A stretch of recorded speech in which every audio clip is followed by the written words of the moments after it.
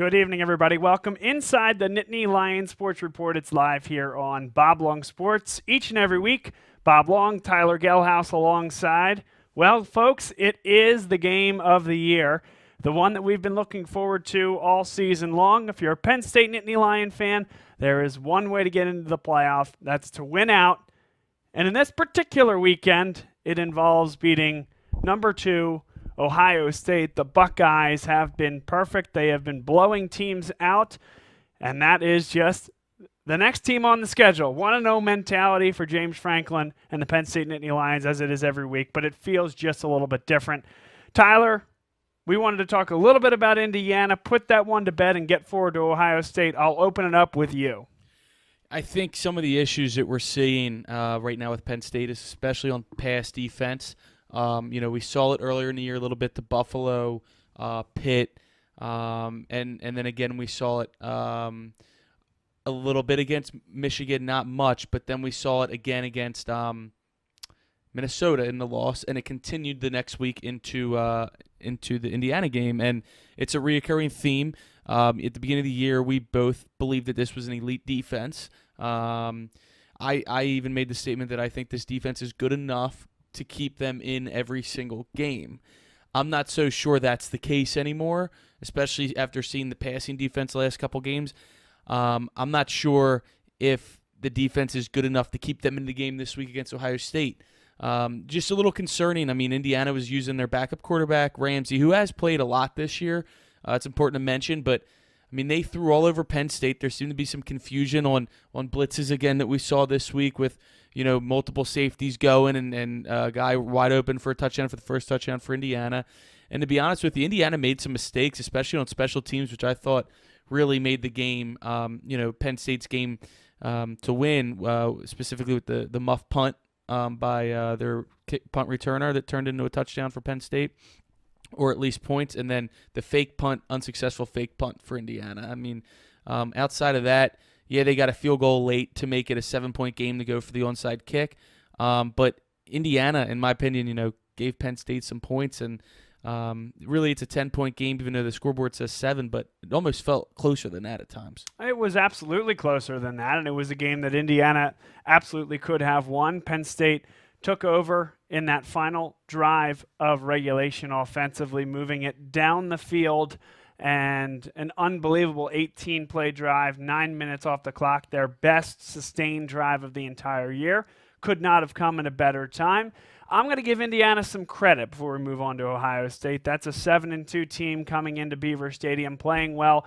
Peyton Ramsey, yes, a backup, but he's been essentially the quintessential backup during his time with Indiana. Took over for even the predecessor to Michael Penix, and then now Michael Penix is out. Peyton Ramsey, a guy that they lose no confidence with. They still throw it more than any team in the country from a percentage basis. And Penn State, hopefully, learned a lot from the defensive back and the secondary standpoint about facing a team that, call Indiana what you want, but they can throw it down the field pretty effectively. I think they do bounce back. I don't know if that means they beat Ohio State, but what I think they will do is learn, improve, and play better in the secondary on a relative basis than what we saw against Indiana.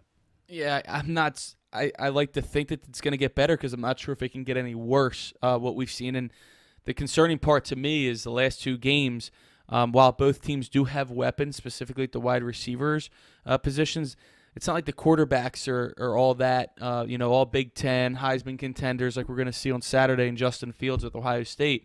So it's just hopefully they can get it figured out. They've had 2 weeks, and it should all be hopefully corrected by now, but you're going up against arguably the best team in the country, so with a dynamic offense. So it should be interesting to see how they match up and how they prepare for the battle on Saturday. Well, and to go to the national championship, to go to the college football playoff, you need to play the best teams in the country, and this is really that litmus test for Penn State. There's no doubt about it. We're going to talk to David Kender from WHIZ in Zanesville and WKYC in Cleveland, Ohio. He's been covering the team for a long time. We had him 2 years ago on before the last game that Penn State played in Columbus. He was a great guest then. He's going to be a great guest now. He'll be on in about 5 minutes, so stay tuned for that. We're also going to have Jordan Feld from City Year Philadelphia as our guest picker for the evening, chasing down Rob Kelly and Mara Long at 6-0.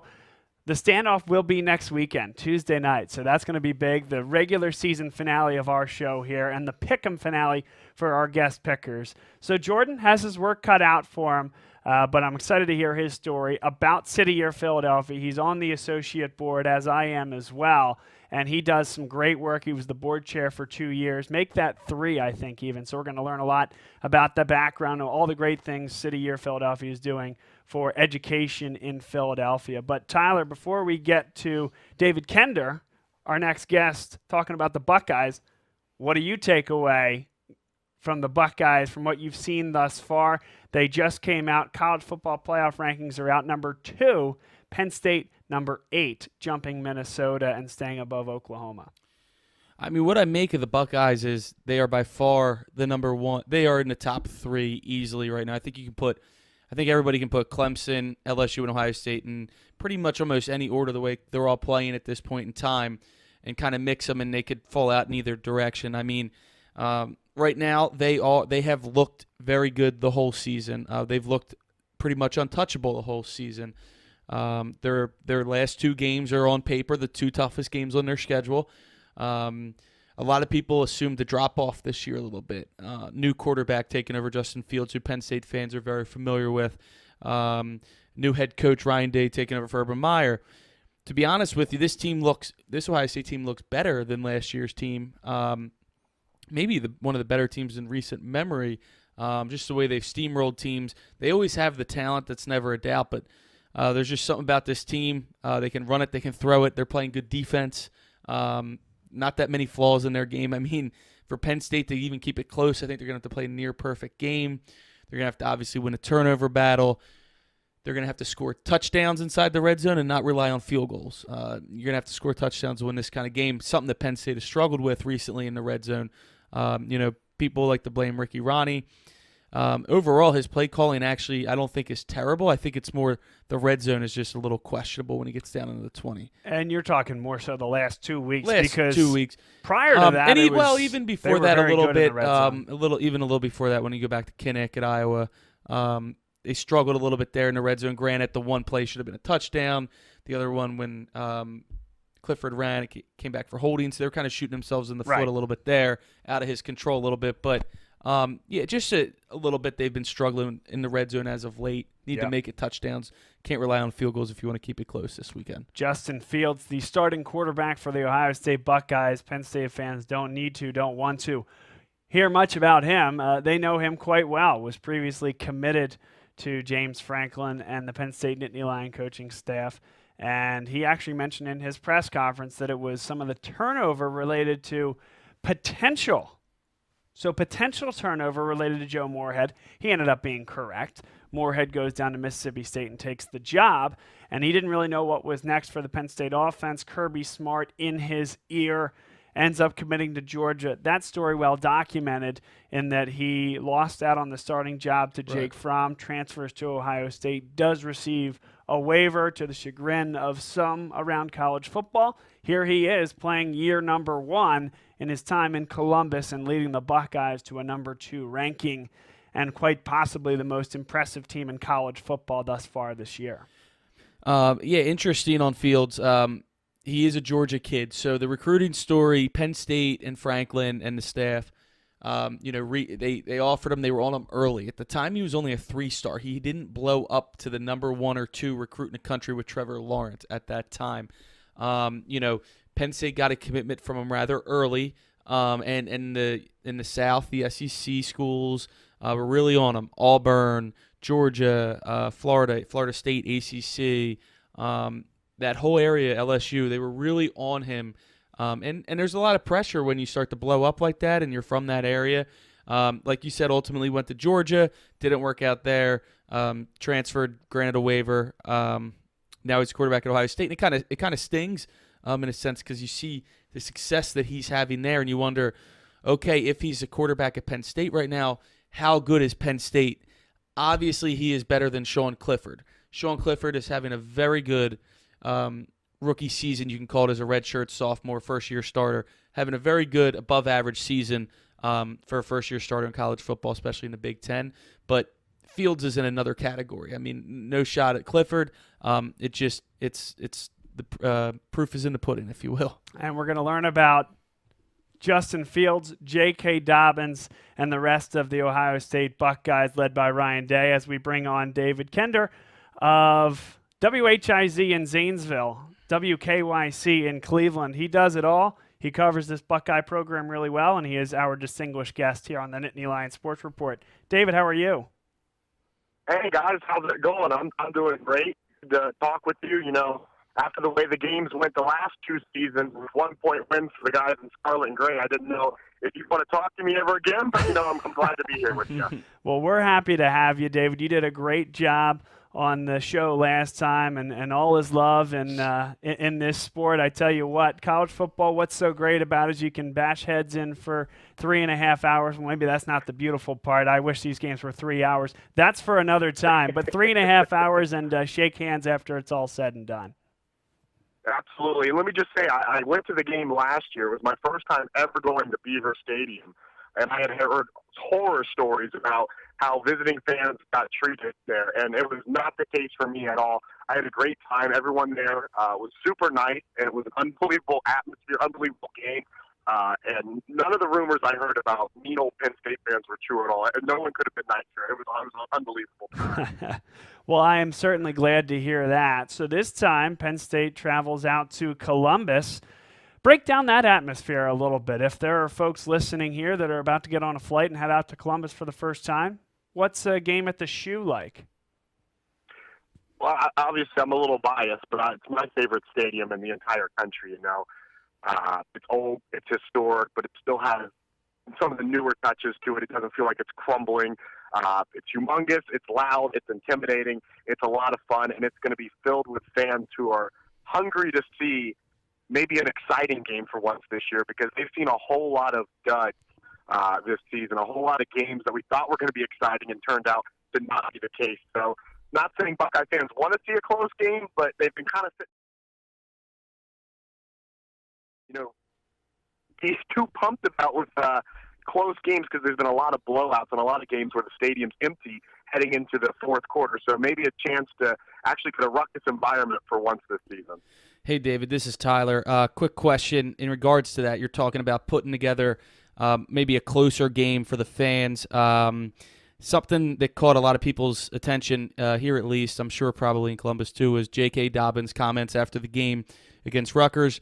I believe the question along the lines was, are you ready to play like a 4-quarter game or something like that, a full game, because he hasn't really played a full game this year. And he said, well, why does it have to be 4 quarters?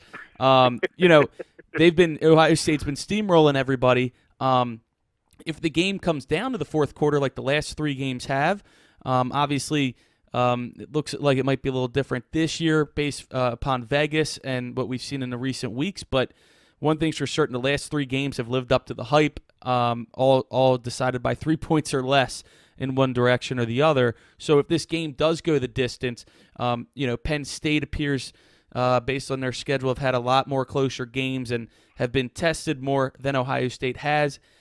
In the case that it comes down to, one possession game either way in the fourth quarter, how do you see it playing out for Ohio State?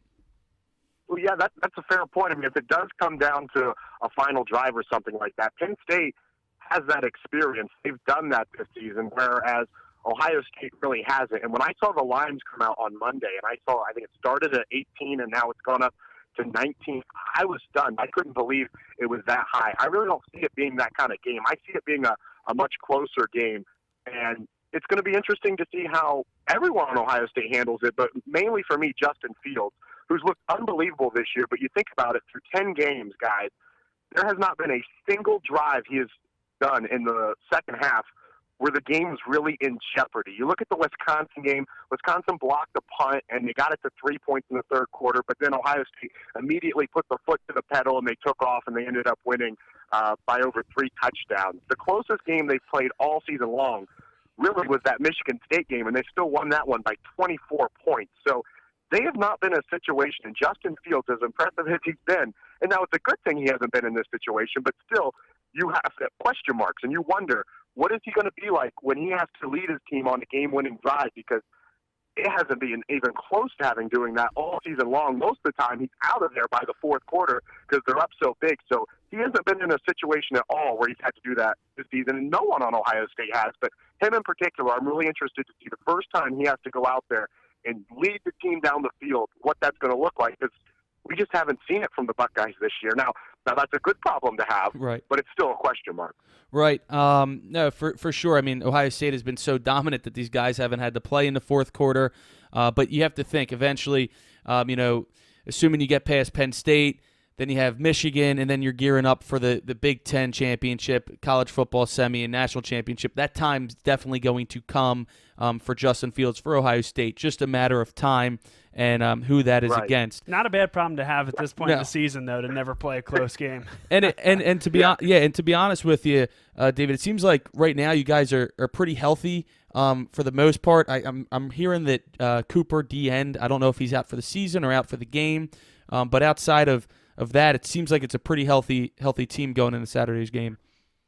Yeah, for the most part, everyone's really healthy, and that's really kind of in part because a lot of these starters haven't had to play 4 quarters. I mean, if you're only going out there and you're playing 2.5 quarters, you're taking less snaps, so you're going to be a lot more healthy. So, yeah, for the most part, Ohio State's a really healthy team, and you're also going to get a well-rested Chase Young, who hasn't played in all the last 2 weeks, and is going to be coming off essentially a 2-week bye for him. So he's going to be in tip-top shape and ready to get back out on the field, and it's going to be a tough day to be a Penn State tackle, I would imagine, with lining up against him. Yeah, for sure. I wouldn't be surprised if Penn State hedges him a lot with a tight end. I mean, Penn State has really good tight ends in Freiermuth and Bowers. And, I mean, I don't even know how many NFL offensive tackles can handle Chase Young. He's a total animal. You're going to have to try to have a running back with him or double team him or something or run away from him because, I mean, the numbers he put up in the first 8 games of the season, I know where you were probably going to get to it later, but it was a real shame to see him sit out those two games because I thought he had a really, really good chance to not only go to New York City, but maybe be a Heisman winner. And, I mean, I think those chances of winning it are completely gone. They might let him go to New York City and sit on the stage, but I think missing those 2 games takes them out of the Heisman conversation there. Yeah, I would agree with that, especially playing Maryland and Rutgers. That could pad anybody's stats. Exactly. Now the defense for Ohio State, much improved this year. Obviously, the offense has always been successful there, and Ryan Day hasn't missed a beat.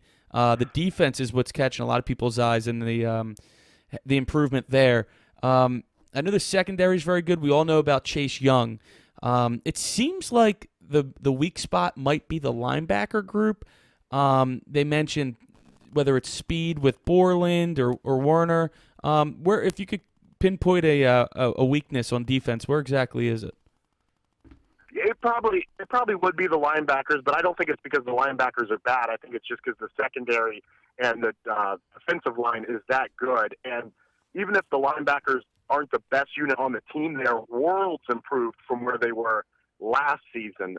If you guys remember, the linebacking core for Ohio State last year was atrocious, and really the defense overall. I mean, they gave up last year alone the longest rush play in Ohio State history and the longest pass play in Ohio State history. And you guys should remember the pass one because it was the 93-yarder that McSorley threw against the Buckeyes last year in Happy Valley. So a historically bad Ohio State defense last season. Through 10 games this year, they've given up 98 points. Through 10 games last year, they gave up 220 points, so more than double what they've given up this season. It's been unbelievable to see how much they've stepped up and really improved this year. I mean, last year they were taking horrible angles and just getting beat and giving up long plays every single game.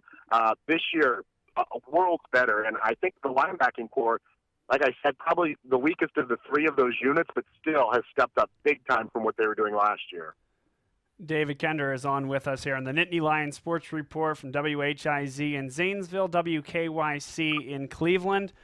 All right, so yes, you mentioned that this defense was historically bad in the last year. Now it's on the verge of historically good. Yes, there is some attrition from player to player, people going to the NFL, new talent coming in.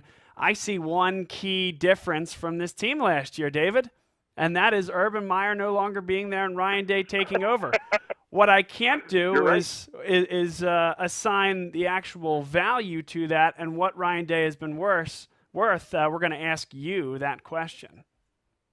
Yeah, and I guess Ohio State fans have been really spoiled with first-year head coaches because you look back, Urban Meyer's first year, they went 12-0. Now, they weren't eligible to play in the postseason, but they still went 12-0, and they gave themselves those mythical national championship rings to wear around. But he went 12-0 his first year, and now so far, if you combine what Ryan Day did last year as the interim head coach, winning his first 3, now he's won his first 10. So he started as head coach at Ohio State as 13-0.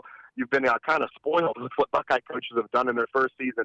When I look at Ryan Day and Urban Meyer and I kind of compare the two and where I see the differences, Urban Meyer would go in with his game plan, and it seemed like even if that game plan wasn't working, we were still going to do it because in his mind, Ohio State had better athletes than just about anyone they went up against week in and week out.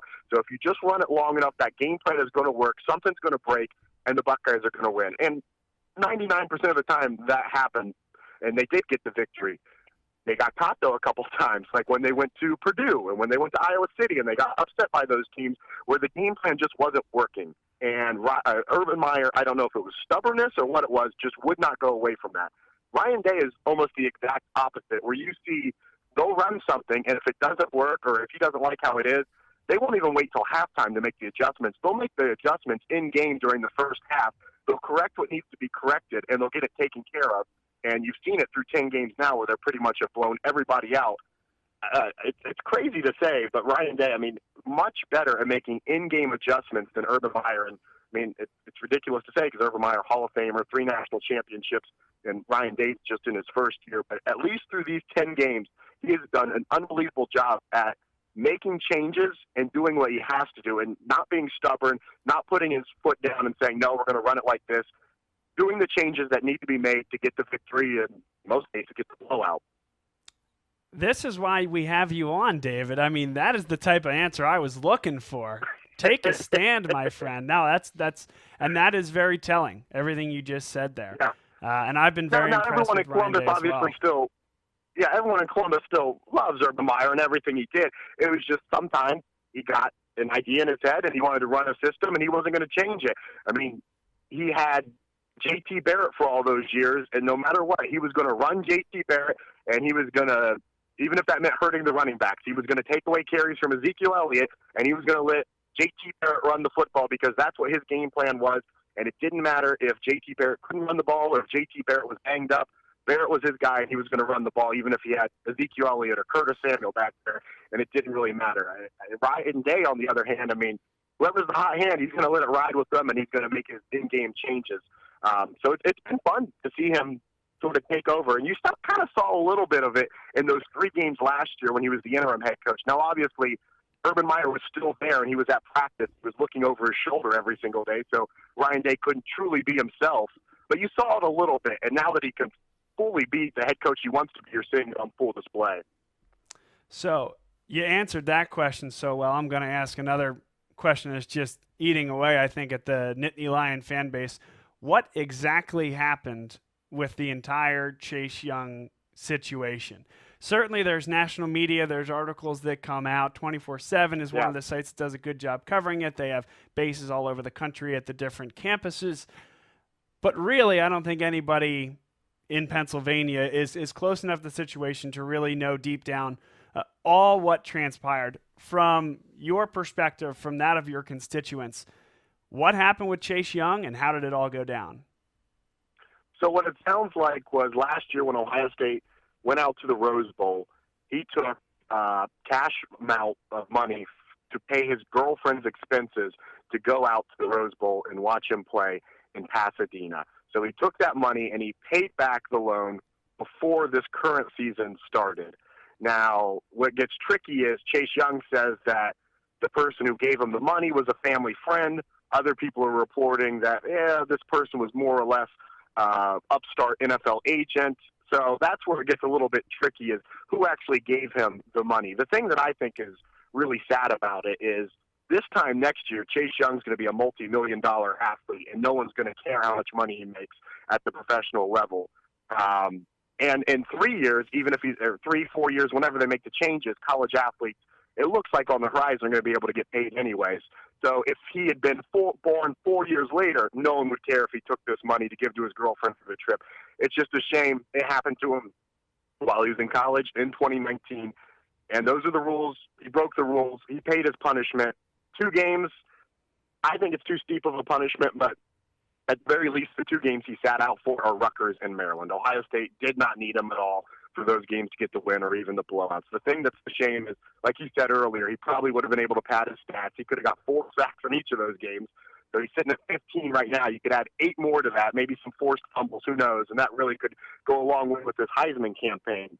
Like I said, I think those odds are gone by now. But it's really kind of a shame in my mind that this whole thing had to get brought up because, like I said, this time next year he's going to be making millions, and in a few years college athletes are going to be able to be making money off of their likeness. So he broke the rules. He paid his punishment. I know he's going to be fired up to get back out on the field, and this is going to be his last game ever playing in the horseshoe. I mean, he'll be in the NFL next year, so this is going to be his final time running out of that tunnel and playing in front of the home fans. So I know he's going to want to put on a good show, and he's going to want to get out there and make it count one final time. And I'm looking forward to seeing that. I agree with you first and foremost. No game suspension would have been just fine by me. I guess the rules are the rules, exactly like you said, but doesn't make a lot of sense, nor do I really care whether he takes a couple $1,000s from somebody to send his girlfriend to the Rose Bowl. What I question is the 4-game suspension brought it down to 2 games. What exactly was uncovered in the process of assessing the situation that provided the NCAA the fodder they needed to reduce it from 4 to 2? Well, I think it's, like I was saying, that it's that tricky situation of who is this guy that gave him the money, you know?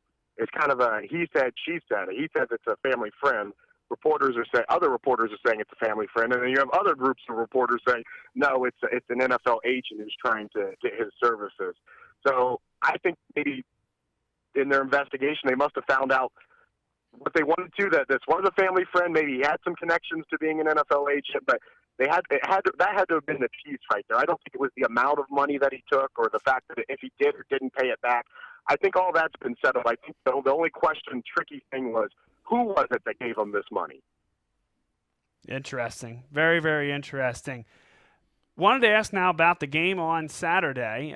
It's been, all things considered, a quiet year from a weather perspective across college football. I understand that may not be the case on Saturday. What are you expecting, and how do you think it affects the football game? Yeah, today was your pretty typical Ohio November day. Slate gray skies, cold, and always that threat of a little bit of snow falling. Looking at the weather forecast, I think I saw it was going to be high 30s, low 40s, and that same thing. Gray skies and always the chance of a little bit of snow with rain mixed in it. Now they're playing on a turf field, so it's not like we're playing in a mud pit here or anything like that. But it'll be interesting to see if we actually do get some precipitation and if you get some rain. I mean, Ohio State really hasn't had to play in the elements a whole lot, minus they believe it was the Wisconsin game where it really poured down on them. So it'll be interesting to see how they handle that. But, I mean, if that takes away the pass game, then the run game for them has been phenomenal this year as well, with J.K. Dobbins and Master Teague, who is his backup. And Master Teague would probably start for 10 of the schools in the Big Ten if he wasn't at Ohio State. So he's just kind of waiting his time for J.K. to get out of here, and he can become the primary running back. But he's been unbelievable this season as well. So even if they have to keep it on the ground because of weather or the cold, I wouldn't be too concerned about that. So, Tyler, unless you have something else, I think we'll ask David for you got something more? I actually don't. I think we covered a lot as always. David gives us great insight. So we need a pick, of course. Of course we need a pick, and I think we mentioned the line earlier, and he said he's going to be a little closer than that. But I expect the Buckeyes victory coming from David, so I would like to hear his pick. Yeah, I think 19 is ridiculous.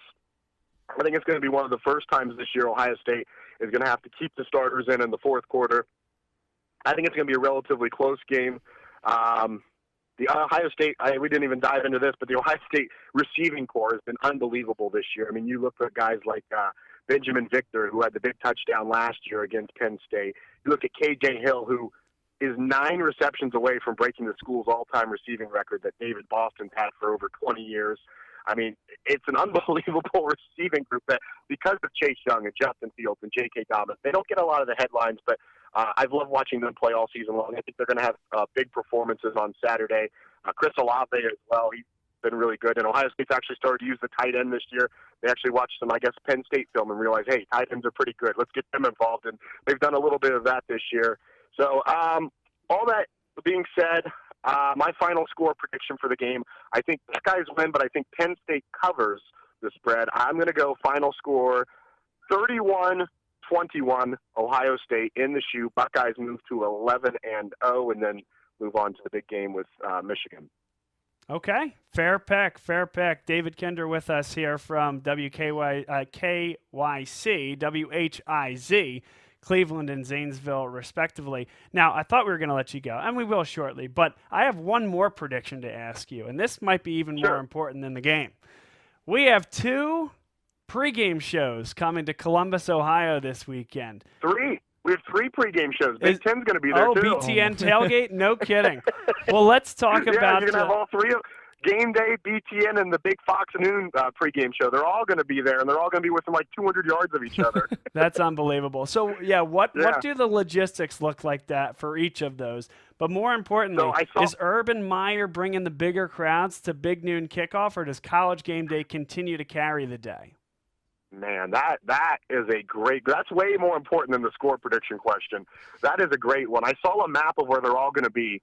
So College Game Day is going to be near St. John Arena, which is the old basketball arena, which is north of the stadium. So I imagine they'll have the backdrop facing the south so that you'll see the old entrance to the shoe, the big archway, the iconic archway. So I imagine that would be their backdrop there.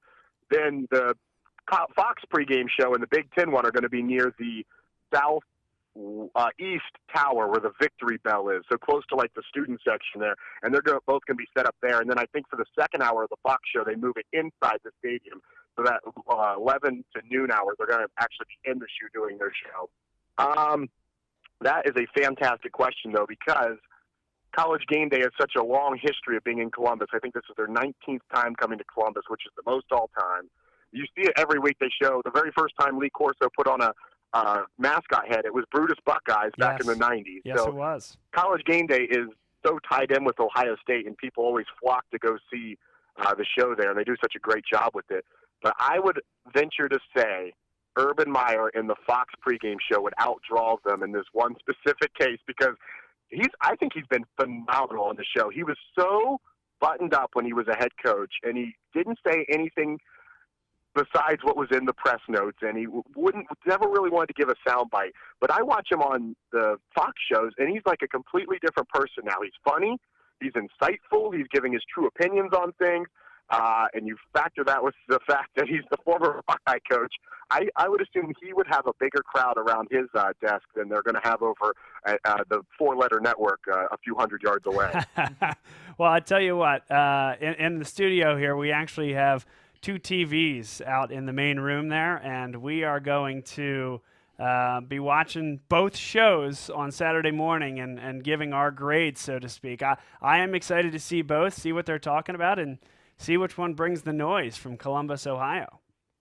Yeah, I think the Big Ten Network's one's going to have to pay people to show up to theirs, though, 'cause I don't know who's going to willingly choose to ignore Lee Corso and Urban Meyer to go to the Big Ten Network one. So they might have to give out some free stuff just to get people to hang out for a little bit there. That is great. David Kinder with us here answering the important questions leading up to Penn State, Ohio State, a distinguished guest, an honorary guest of ours. That we really appreciate you making the time for us here, becoming a good friend of the show from out there in Ohio, and hopefully we can do this again next year.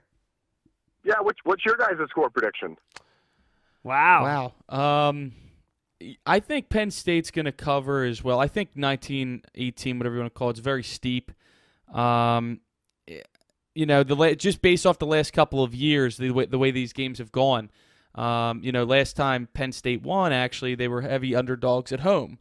In 2016, the block kick, everybody knows the story there. And then, the last 2 years, Penn State, us fans, were very confident going into those games, and we lost both by by 1 point in devastating fashion. But I think, David, I'm right there kind of with you in that 10-point area, but I'm going to go 14. I actually think it's going to be 35-21 Ohio State. And to be honest, I'm thinking about taking the Buckeyes with those points. Wow. You guys are going to have the whole state of Pennsylvania turning on you. Yeah, I think so. But we've been good about predicting this team. We've been, I think, right? 9 out of 10 times this year, actually. We've been pretty. At least you've been, and I've been spread. Right there, maybe 8 out of 10. I'm assuming Minnesota messed that up for you guys. Minnesota was, yes. Yep, no doubt about that one. Did not see an outright loss, to be honest with you. Yeah. But we shall see. It's what makes it fun, and looking forward to meaningful football in mid-November. If you're a Penn State football fan with a redshirt sophomore quarterback, not many senior and junior playmakers, I think you'll take that and take this experience going into next year. And who knows? Maybe something happens and Penn State can squeak one and control their own destiny. But if not, I think the train's moving in the right direction. Yeah, absolutely. I'm just excited to see a matchup between two top-notch Big Ten programs, and just happy to see good teams ranked at the top in the Big Ten. It's always good to see the Big Ten Conference represented well. No doubt about that. All right, David, thank you so much for the time. Sorry to keep you, and we will talk soon. Enjoy the game on Saturday. Yeah, no problem, guys. Look for me in the stands. I'll be the one wearing scarlet. You got it. All right. Good night, All right, David. take care, guys. Talk to you later. See you. Thank you. Bye-bye. That's David Kender from WHIZ in Zanesville, WKYC in Cleveland. Every year we have him on. He's one of our best guests. Yeah, he is, and it's amazing, again, that you find these reporters from out of state. Kudos to you for the time and effort that goes into that, because it really is good to have the perspective of, the media member that covers a team so closely. Obviously, we're not true media members of Penn State, but we follow the team very closely and know a lot, and these guys are right in the thick of it, whether it's Batterson with Iowa, David Kinder with Ohio State. Really gives us good insight, and it gives Penn State fans that listen to the show a good synopsis of what to expect going in to Saturday's game. Agreed. So, want to get your thoughts. We're going to do it a little bit differently because David did such a nice job. It went a little bit long. We're going to skip the blitz, talk a few more minutes here about Ohio State, if you have anything. And then we have Jordan Feld in studio. We're going to have him on after a quick break to give his picks and try to chase down the two folks at 6-0. And we're going to learn about City of Philadelphia as well, a wonderful organization putting AmeriCorps members in Philadelphia area public schools, and it's going to be a great segment. But before we get there, I want to get your thoughts on Ohio State in this game. It's not a surprise to anybody that they're the more talented team. The game's being played in Columbus. They have talent all over the field, and I'm not saying Penn State does, but Ohio State's talent is proven right now, and it's been proven all season long. But you wonder how long a team can play at such an elite level without really having any tough competition. That goes along with what we were saying about the fourth quarter and the second half, really, for Ohio State. These guys haven't played a full game, and that's because how great they've been playing all year, whereas Penn State, their starters have pretty much been playing the whole year outside of maybe the first game against Idaho, the fourth quarter or so of the Buffalo game, maybe a little bit of the Maryland game, and you get what I'm saying here. So it'll be interesting if the game is close like the last 3 years have been. If Penn State can keep it close, you might see Ohio State tighten up a little bit. I don't know. And, if the weather's a factor, I think that they always say it's the great equalizer. Now, I don't know if I believe that or not.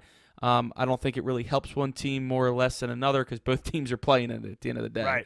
Right. But definitely something to watch out for if the game is close in the fourth quarter, how Ohio State responds, especially Justin Fields, who David said that hasn't been tested really at all, especially in the fourth quarter. So it'll be interesting. Should be. We got two questions coming from our folks on social media.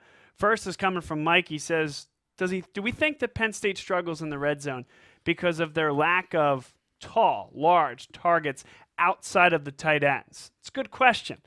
I'll say first, I think so. Especially when you're drawing up lobs to the corner for KJ Hamler when he has a taller defensive back plus the corner of the end zone, providing a second and third defender. Yeah, that's not ideal. I think some of it has been play call in recent weeks. I'll say this, they should be better in the red zone because of those two tight ends. Nick Bowers has shown himself to be a very adept target in the red zone, and Pat Freiermuth is an all-world tight end. Yeah. The other thing people like to talk about is the fact that they take all the snaps out of the shotgun. It kind of takes the QB sneak out of the equation, the fullback dive out of the equation. I get all that. I don't think that's as big of a deal because it's really still about the push of the offensive line, and if an offensive line can get that push, you're going to be able to score whether you're handed it off out of a shotgun formation or out of an I formation. I understand that it's not the same momentum going downhill, but I think it's more offensive line, and I do think there's a point there about Dotson and KJ Hamler being great open field targets. Right. Maybe not the best in the red zone. They're both under 5'11". Obviously, we talked about earlier in the show. Last week. The X receiver, the weakness of Penn State's offense right now. And that's usually where your taller receiver is, and it was shorter for a while. George got some reps. Chisena got some reps. Chisena is actually number 1 on the depth chart at that position this week. So a former walk-on who's actually was a member of the track team who was walking on for football, quit football to run track full-time, is now back on scholarship as a fifth-year receiver, former walk-on, has beat out 2 highly rated redshirt freshmen for the starting position on Saturday, which is a totally different conversation. But I'm losing my train of thought. But the X is going to be there a little bit, but I would like to see them outside of the tall receiver go 2 backs, and they haven't. They haven't gone double backs, and I think that they have that with Brown and Kane, assuming Kane's healthy. These guys can catch the ball. I think we've seen Journey Brown actually catch the ball pretty well out of the backfield the last couple games. So something that I would like to see a little bit more since you don't have those big receivers. Next question here from Kim saying, and I'm going to extend this to Noah as well, but is KJ Hamler expected to be on the field on Saturday? I'm going to, again, extend that to Noah Kane. It's more of the same from James Franklin. He said, hey, we'd like to have him back. We think we may have him back. But did not give any specifics. Last time we heard that was Noah Kane. A little bit of a different injury. The hope is to have them both on the field, and if they're ready to play, I think they'll play in any way, shape, or form. If they can get out there at 80%, I would expect to see them both. He said about Noah Kane, every week we don't have to use him. That's a good thing, and every week we go on, he's getting healthier and healthier. Yeah, I think in terms of Hamler, they're not going to announce it either way if he is playing or not. I expect him to play. I'm not sure. Were they evaluating for a concussion? Obviously got hurt on the one kick return. Kind of did a flip, landed on his head, neck. Yeah, awkward. We're not going to hear that. But it's just. Well, I do know that after the game, he was seen and heard in the tunnel there where the team exits with a megaphone yelling to the guys on the team. So, in my opinion, if it's serious or not serious, every concussion, in my opinion, it's serious. I don't think that the training staff would, allow that kind of thing to be out there with a megaphone, loud noise, and all that stuff. But I would expect him to play. If Penn State's going to have any shot that we talked about earlier, they're going to need him. He is the best playmaker on the team. He is one of the best playmakers in the Big Ten and in the country. So any chance for Penn State, they're going to need Hamler. You wonder, too, if it was precautionary a little bit on Saturday. Right. So should be interesting. I fully expect Kane, though, to be back. Made a social media post about finally getting back out there, something along those lines. Yep. So both would be huge helps for Penn State. We will take a break, come back on the other side. We'll have Jordan Feld in studio representing City Year Philadelphia as a member of the Associate Board and the former Associate Board Chair. So it will be great to have him on. We'll tell his story and put him right into the hopper, Tyler, get him into his picks and see if he can match 2 6-0s. So looking forward to that. We'll be back on the other side. You're watching the Nittany Lion Sports Report. Dunphy Ford is Mayfair's neighborhood Ford store. Nobody knows your neighborhood like Dunphy Ford. Nearly 40 years. Right here on Frankfort Avenue. Generation after generation. Our neighbors continue to be our customers. We have access to the cars and trucks you want with financing you need. Dunphy Ford is Northeast Philly's first choice for America's #1 brand. 7700 Frankfurt Avenue in Mayfair. Online at www.dumpyford.com. Come experience the Dumpy difference. You'll be glad you did. Welcome back, everybody, inside the Nittany Lion Sports Report. Bob Long, Tyler Gehlhaus, and now it's our guest picker, the man of the hour, Jordan Feld from the Associate Board of City Year Philadelphia, former board chair. Thanks so much for coming on, my friend. Absolutely. It's my pleasure. I really appreciate you guys having me in tonight. Yeah, well, we want to tell the story about City Year, and I've been very privileged to serve on the board with you for as long as I have. It's been about 4 years now, and he hasn't kicked me off, which is great. But all kidding aside, it's a wonderful organization, and Jordan's going to tell us a lot more about it. But we do the best we can to put resources into the hands of Philadelphia area school districts and the kids within those schools, a lot of underprivileged kids, through an AmeriCorps program, and I'll let you describe that in a little bit more detail. Yeah, absolutely. And as Bob mentioned, I've been lucky to work with him I think we actually joined the board around the same time. So I've been lucky to work with you for 4 or 5 years now. So like Bob mentioned, City Year is an AmeriCorps partner organization. And the long and short of what we do is we take AmeriCorps volunteers and we put them in the most at-need schools in Philadelphia in some of the highest poverty neighborhoods. And then once they're there, they act as mentors and tutors to try and get those kids that we identify as at risk to graduation on time with the rest of their peers. So there's a few ways that they go about doing that. Our AmeriCorps members are in the school first thing in the morning. As the students are arriving, they're welcoming them. They do a greeting. They get everybody excited about the day. Then they're actually in the classroom. They're working with teachers. They're providing support to the students that need it. Each Corps member gets a focus list of about 8 to 10 students. That is their responsibility to try and work with them on maybe it's reading, maybe it's math, maybe it's language skills, to try and get those up to grade level. Because I'm getting a little ahead of myself here, but there are a few different metrics that we look at, and it's attendance, behavior, and coursework specifically in language arts, English, and mathematics. And that's how we identify which students need that extra attention. Very interesting. Yes, indeed. And so, Jordan, from a perspective of your role with the associate board, how did you first get involved? But tell me a little bit about being board chair and what we as a board try to do. Yeah, absolutely. So a friend of mine from LaSalle University, Jason Bodman, was actually on staff at City Year when I first got involved. Jason was the one that really brought me into the fold, told me about what City Year did, got me excited about the mission. And he at the time was the staff member that was primarily responsible for the associate board. And he thought that it would be a good fit for me, having worked with me at LaSalle in the past. And he brought me in, got me excited about it. In my second year, I became the board chair. That's just a little bit more of an administrative role, trying to set the direction of the board, the strategic initiatives that we go into, helping take point on some of our bigger events that we do, like our summer soiree event, which is a fantastic event where we have a live band, appetizers, hors d'oeuvres, all that great stuff. There's a bar, so everybody's happy because there's a bar. But that's our biggest fundraiser of the year. And this year we're going to be doing it at Independence Seaport Museum, so that should be a really good time. Should be a great time. How many people, volunteers like you guys, do you guys have total? So our board right now is about 25, somewhere between that 25 and 30 number. As far as like on the ground volunteers in schools, right now we work in 19 schools across Philadelphia and have 215 Corps members. Okay. So it's a pretty wide-ranging impact that they end up making. And it's great because there's a lot of research out there that says, so let's say we have 10 team members in a school. Each of them works with 10 different students. That's 100 students in a school of what might be 800 kids. But there's hard data that shows that their impact goes beyond that group of 100 kids. So schools that have an AmeriCorps team in there are 2 to 3 times more likely to improve their grade level scores in math and reading across the entire school, not just those focused students. So the tide rises all boats. Exactly.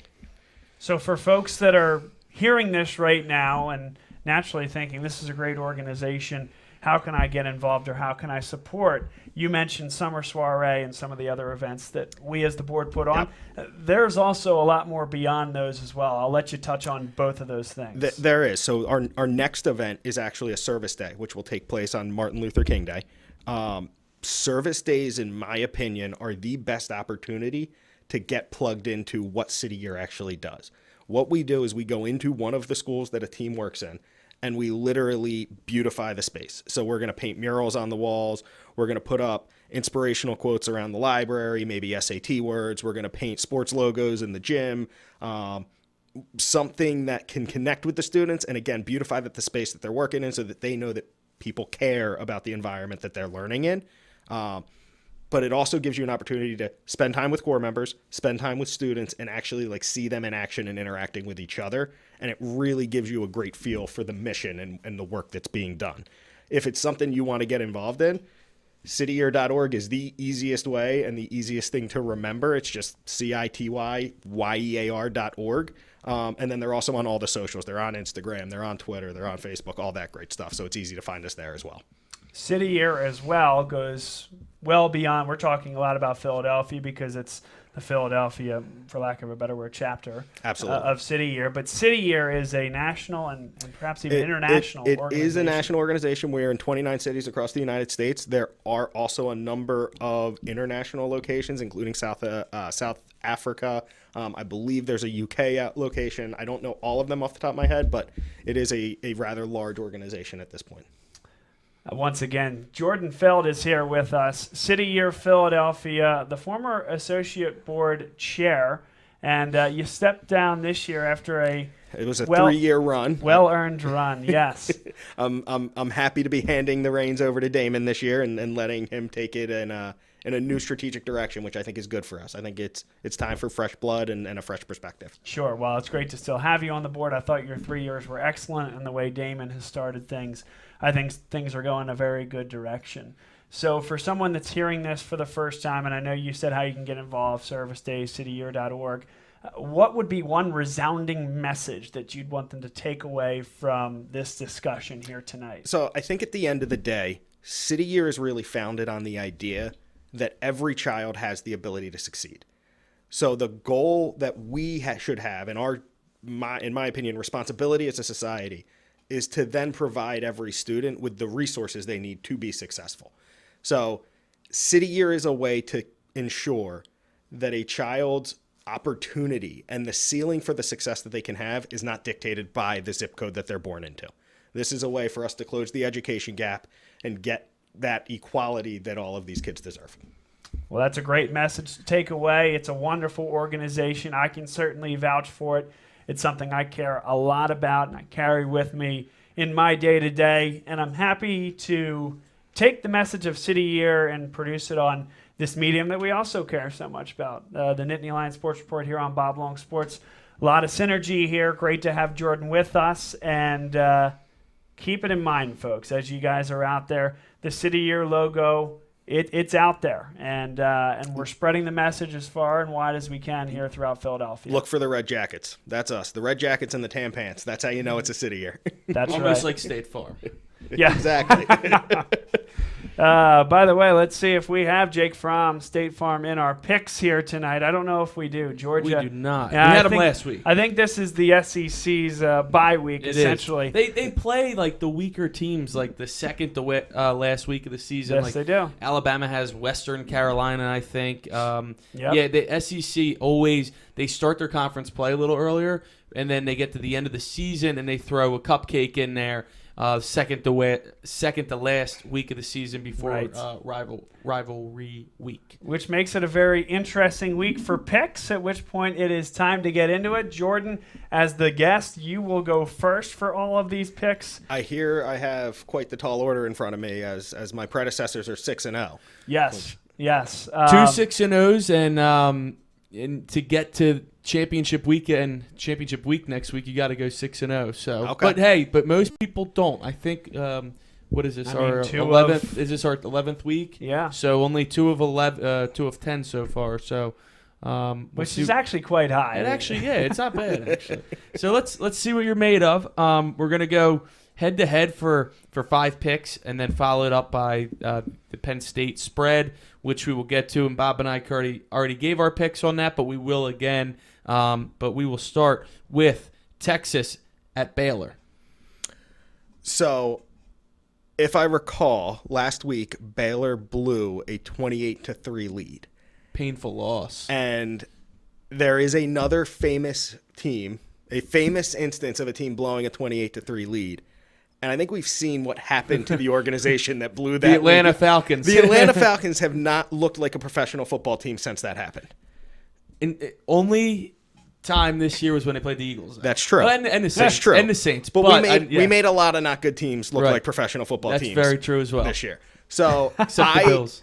I don't have a lot of confidence in Baylor being able to bounce back from that loss. And I think there's a little bit of a little brother thing going on with Texas coming to town. I got to pick Texas. Interesting. I tell you what, you sized that up well. You led into it. Research. This was good. Like it. That's a good pick. I'm gonna at least sound like I know what I'm talking about. Can't wait to see what you come with on the next few. I'm going to stick with Baylor. I think it is a team playing pretty well. I honestly think that Oklahoma game was one of the better games they've played all year. I mean, I have lost my shirt on Baylor all the games that we've picked, which was like 4 leading into this Oklahoma game. Finally, I took Oklahoma, and Oklahoma did win. I'm going to pick Baylor for the first time we've had them in our picks this year, and I think the Bears win this one. Texas is also coming off of a tough loss at Iowa State. Yep.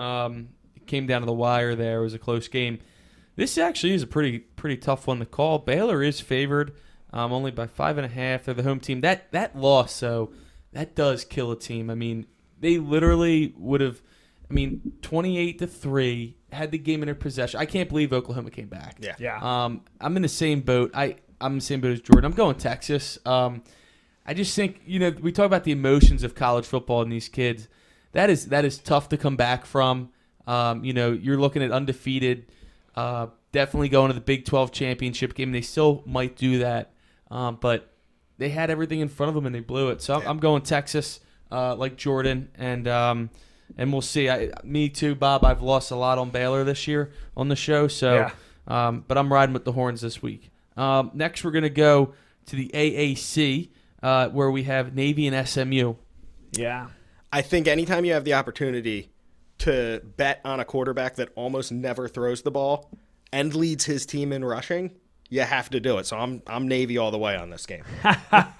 I'm going to go SMU. If I remember correctly, they are a road dog here in 3.5, yes. Okay.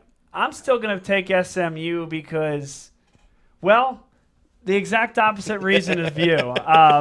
I think Navy succeeds against a certain class of team, a team that doesn't have a ton of defensive speed. Now, you could say that you need a team with a ton of defensive discipline. Maybe SMU isn't quite that, but I think the Mustangs find a way to win this one. Navy was absolutely destroyed and embarrassed at Notre Dame last weekend. I think that hangover carries over, and SMU wins this one. I'm going to go Navy. I'm feeling patriotic, so I'm going to go Navy, and I love their offense. I love the Army-Navy game, and I know that's still a few weeks away, but I love watching those offenses play. I love the triple Army-Navy option. game, so I'm taking Navy over SMU. I love the small linemen. They run the ball. They're going to control the clock. I think they're going to win. All right. We're two separate picks thus far. Well, I'm Tyler. also 2 games behind you. Yeah. Mm-hmm. There you Gotta go. catch him somehow. Exactly. Maybe we're We tied really after have those this two. week and next week left, so I got to make up for it. UCF and Tulane, another AAC game, correct, Bob? I think Tulane is. Yeah. Yeah, I think so. Sure. You picked the games this week. So, That's right. So I like UCF in this game. I think they're going to get right again. They're going to get back to their form from the national championship season 2 years ago in 2017. They got that banner hanging. I like UCF in this game. I love this Tulane team. I'm thinking really hard about this. So I'm going to do it. Tulane. I like Tulane with the upset at home. That's a difficult football team. That's an Auburn transfer playing quarterback down there. And who's their quarterback? The little lefty. The little lefty. I'm blanking on his name. I'm going to pull his name up right now. As you do that, Little Tulane, lefty, outright winner. McMillan? At home, yes. McMillan, That's it. So give me Interesting. Tulane in the upset. Tulane in the upset. Interesting. Let me see here. Do they play in the Superdome? Is that where they play their home games? Do you know?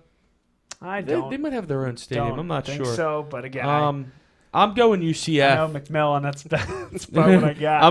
I'm going UCF close. Even if I were picking before Bob and not trying to catch up to him, I would still take UCF.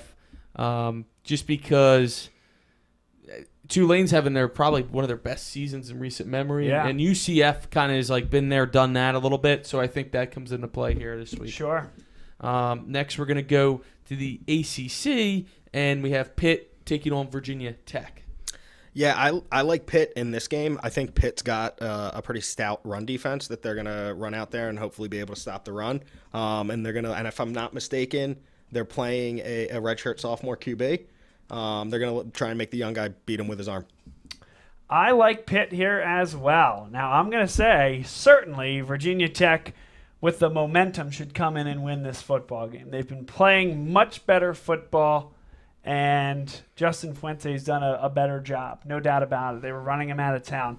All that said, the ACC Coastal is on the line, and I think that Pitt might find a way back to the ACC championship game and earn the right to get absolutely destroyed by a Clemson team that's playing as well as anybody in the country. Pitt is my pick. Pitt. Let me see here. I'm actually interested in the state. Wow. You're not kidding. This is a huge game. The ACC Coastal, though, is so like the ACC in total is just so bad. But Virginia Tech actually is ranked now. They're the only other ranked team outside of Clemson in the ACC. The game is at Virginia Tech. I'm going to take Virginia Tech. They are riding the hot hand right now. We are going to. Even that Notre Dame game, really, Bob. I mean, that Notre Dame game almost, as we know, could have easily gone to Virginia Tech. Yes, it could have. They're really hot right now, looking back at them. So I'm going to take the Hokies here to beat the Panthers in a big ACC Coastal matchup. I tell you what, something is going to happen in our race this week. And it has to. It's either over or I'm taking first place. That's right. You guys are going to split 3-3. Yeah. And the final head-to-head matchup, we go to the Big Ten. Underachieving Nebraska takes on not so good as of late, but started pretty well, Maryland. Yeah, I have no strong feelings about this game other than it's two very not good teams getting together and trying to see what happens. I guess at the end of the day, I'll go Maryland because I like crab cakes. So that's my analysis more than of this corn. game. You like crab cakes more than corn. Exactly. You took it from me. I like corn. Give me the Nebraska Cornhuskers to win this one. I just think they're a better football team. And Scott Frost, he's got a ways to go there. There's been some infighting, and Frost has not exactly endeared himself to the media out there. But Maryland is a bad football team. Crab cakes and football. Crab cakes and football and losses. I'm going to go Nebraska as well. They do have more talent. Martinez, quarterback. Maryland's trotted out like 3 different quarterbacks this year, and pretty much every game it seems like they just, like I said, they started off 2-0, lost to Temple, got killed by Penn State, and have won one game since their 2-0 start. So, Nebraska, a lot of people thought we're going to come out of the West this year in the Big Ten. Haven't lived up to the hype whatsoever. I'm not sure when they'll be back in that, ready to take that next leap into the Big Ten West. But, I'm going Nebraska based off talent itself. And then finally, Jordan, we already discussed, David Kinder asked us earlier what we thought about the game. We'll go through it again. But Penn State, we're going to say they're minus 18 right now. Well, actually, plus 18, I should say. Ohio State is minus 18. So do you think Penn State will cover that, or will Ohio State? And your score prediction based off of that. Yeah, I think that ultimately, obviously, like you guys mentioned earlier, I did catch some of it, that talent is going to win out here, and Ohio State is the more talented program.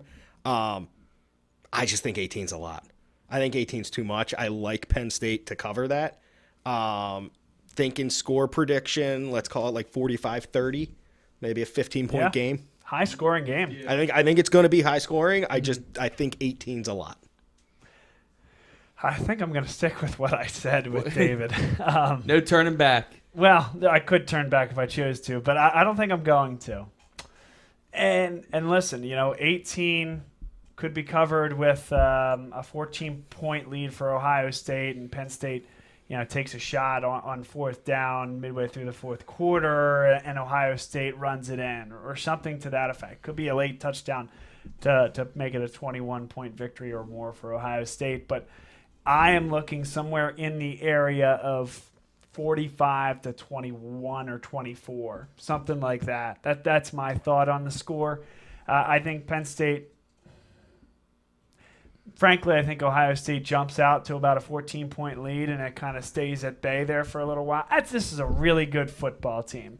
Ohio State is really, really good, and I would love to be wrong and see that they just beat up on a bunch of not-so-good teams, and Penn State brings out their best performance of the year. This is not an indictment on Penn State. This is a crowning of Ohio State, the way I see it. And I think this Buckeyes team is going to roll into the Big Ten championship game undefeated. Yeah, I gave my score of 35-21 earlier, which means Penn State will be covering. I think it's important for the listeners what you just said, that it's crowning of Ohio State, not an indictment on Penn State. There's maybe 1, 2, 3 teams in the country that I believe could beat Ohio State, that being LSU, Clemson, and potentially Alabama. They're the only teams that I think could beat Ohio State. Keyword is could. And I don't know about Alabama without Tua. This is a top team, obviously, in the country. Penn State appeared to be that midseason, have kind of slowed down a little bit. Young team, probably just not there yet.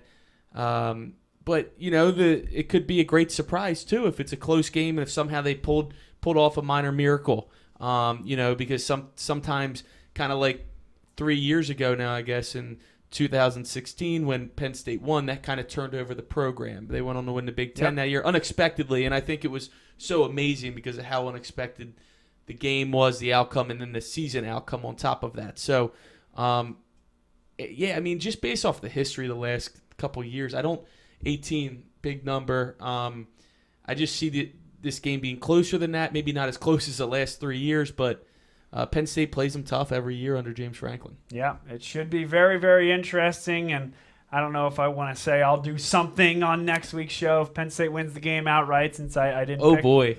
Am I volunteering that? It sounds it. Yeah, I'll admit I'm wrong. I will absolutely admit I'm wrong. Get a City Year tattoo. I think that's the move. On his face, yeah, there you go. On my face. Wow, it's a walking billboard. We won't need Jordan in next time. Go. Everybody will know by then. But Jordan was our guest here of City Year Philadelphia, the prior associate board chair, and a guy who has dedicated a lot of his time and resources to this great organization. We appreciate him coming on and being a mouthpiece for it here tonight. Keep up the great work, and we'll be working together, my friend. Absolutely. Thank you for having me in, everything you do for City Year, and for helping us get the word out here tonight. That's our pleasure. Tyler, thank you for being here as always. Always a pleasure. Love hearing the stories. Every week, the guest picker has a different background story, whether it's their full-time job, in this case, volunteer work, and really cool to hear the people Bob brings in, our special guests, and their picks is just a part of it, but it's really just promoting their hobbies, their volunteer work, or what they're passionate about. So another good pick. Enjoyed hearing your story, Jordan. Best of luck in the future with your endeavors with City Year, and obviously your career as well. Thank you very much. Yeah, and I think what that says more than anything, there's a lot of fun, entertaining, and interesting people around the city of Philadelphia. And you have a lot of friends. You are very popular. Well, thank you, Tyler. I appreciate it. I consider both of you great friends as well. We'll do this again next week, guys. Thanks for being here. This is the Nittany Lion Sports Report, live on Bob Long Sports. Enjoy the football. Prove me wrong, Penn State, and we'll talk to everybody next Tuesday night. Take care.